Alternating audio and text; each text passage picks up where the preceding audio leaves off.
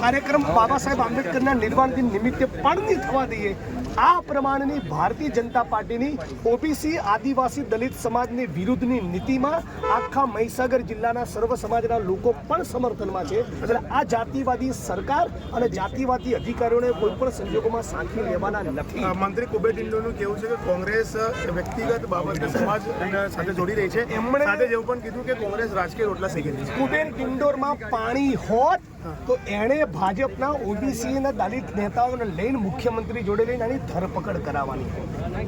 કુબેર ડિંડોરમાં પાણી હોત, તાકાત હોત, ક્ષમતા હોત તો આજે દિવસ જોવાનો વારો ના આવ્યો હોત। મારે અમદાવાદના વડગામથી અહીંયા ના આવવું પડ્યું હોત, તારામાં પાણી હોત તો એ કહેવા માંગુ છું। એટલે પોલીસે મંજૂરી નથી આપી અને દરેક જગ્યા પર બંદોબસ્ત ગોઠવ્યો। એ જ ડૉક્ટર બાબા સાહેબ આંબેડકરનો નિર્વાણ દિન હોય અને છતાં પોલીસ મંજૂરી નહીં આપવી એ ડૉક્ટર બાબા સાહેબ આંબેડકર અને દેશના બંધારણનું અપમાન છે।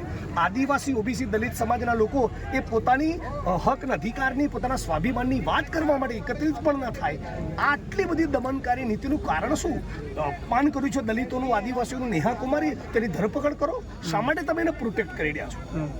અટક કરશે તો તમારી અટક શું? અરે જેમને જે કરવું એ કરી લે। આસામ પોલીસ